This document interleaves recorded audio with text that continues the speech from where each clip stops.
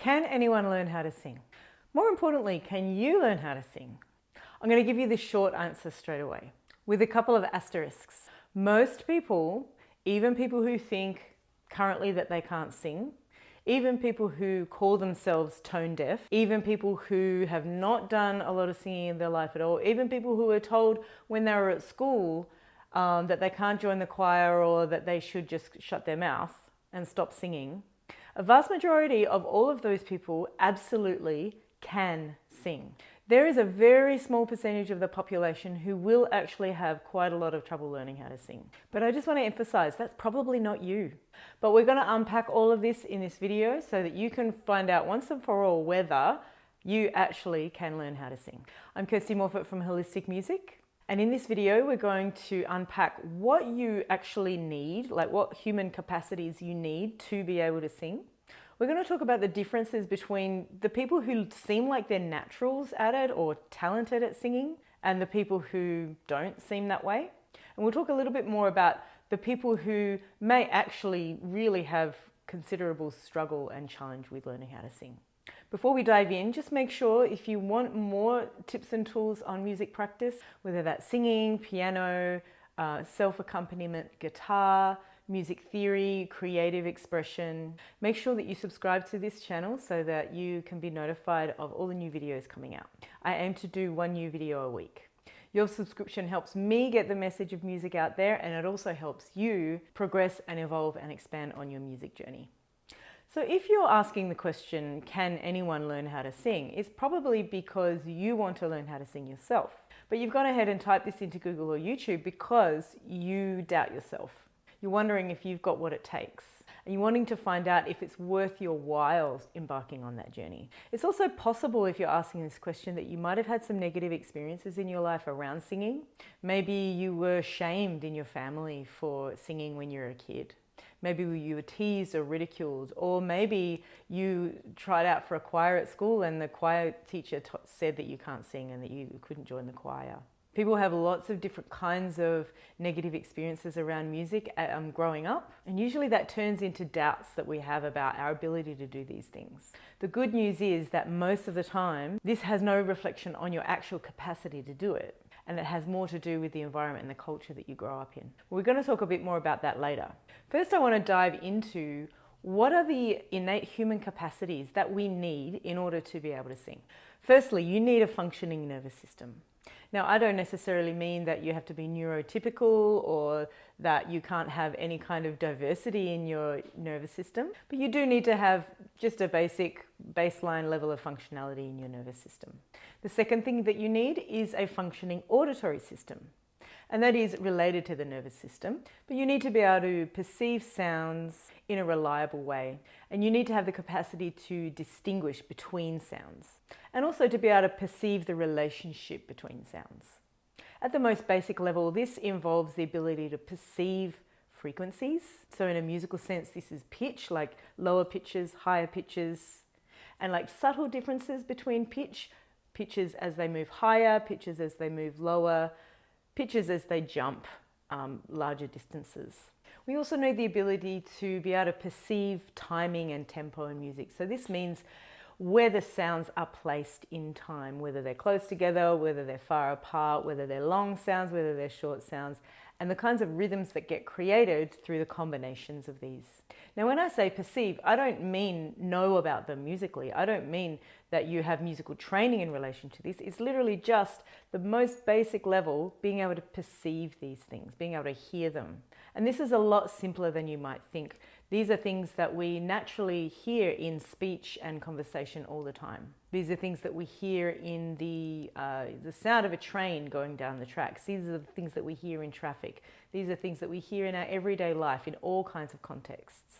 So these abilities are not necessarily musically related, and it is thought that we have a part of our neurology that is specific to music, but a lot of the qualities of music and the basic ability to perceive sounds that we possess are things that we experience in our everyday lives in all kinds of ways.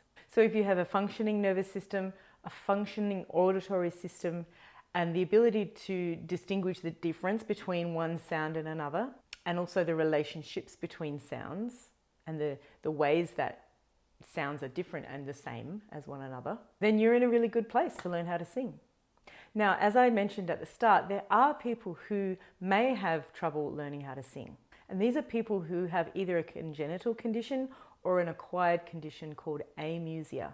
This is something that has been researched at length by scientists, and it's thought that around about 4% of the human population experiences amusia.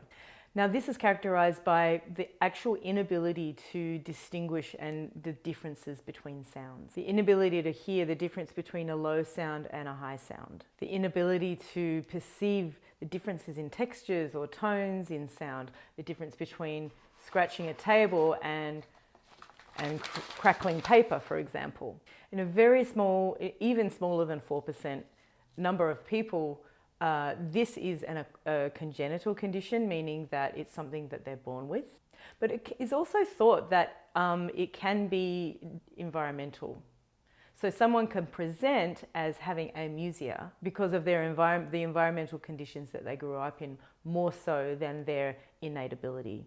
And it can also be observed that for people who come from cultures with highly tonal languages, like a lot of the Asian languages, amusia, congenital amusia, is actually a lot lower in those cultures, which suggests the environmental and cultural and developmental causes of this condition. It is possible as well if somebody experiences some kind of brain injury and they sustain lesions to certain parts of their brain that have to do with musical processing, then these people can experience what is called tone deafness or amusia.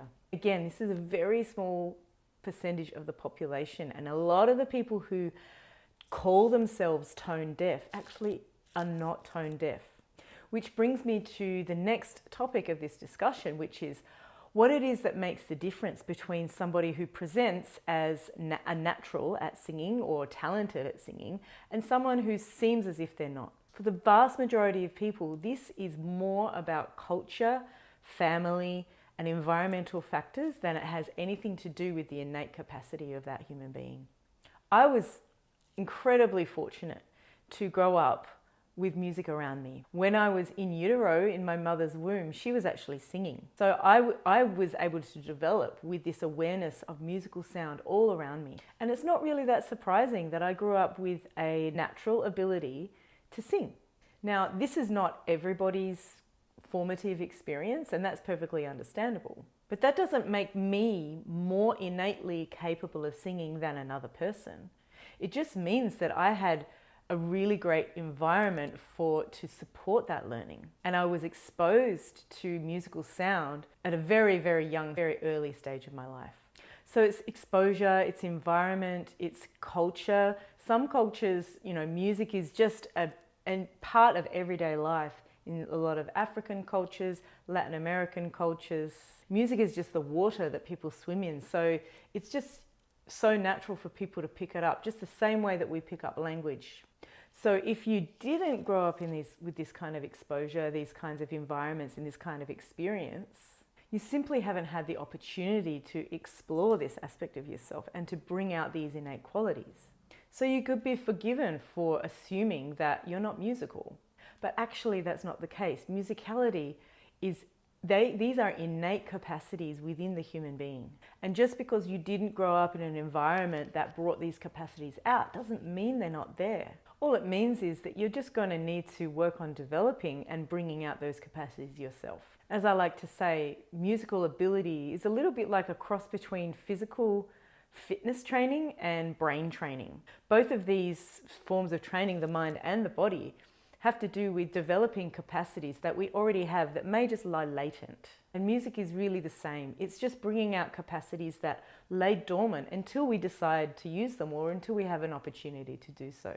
So if you suspect that you have some kind of congenital condition such as amusia, you could find that out by going to see a medical professional to diagnose that. Or if you've had some kind of accident where you've had some kind of injury to your brain which may have affected your ability to perceive and process sounds, then it's possible that you're in that very small percentage of the population who may find it challenging to develop your singing ability. And I just want to emphasize here that that doesn't mean it's not possible at all, because as we know, the brain is plastic, and with training and with the right kind of help, a lot more is possible than we think is. I just wanted to acknowledge that it could be quite challenging for that very small percentage of the population.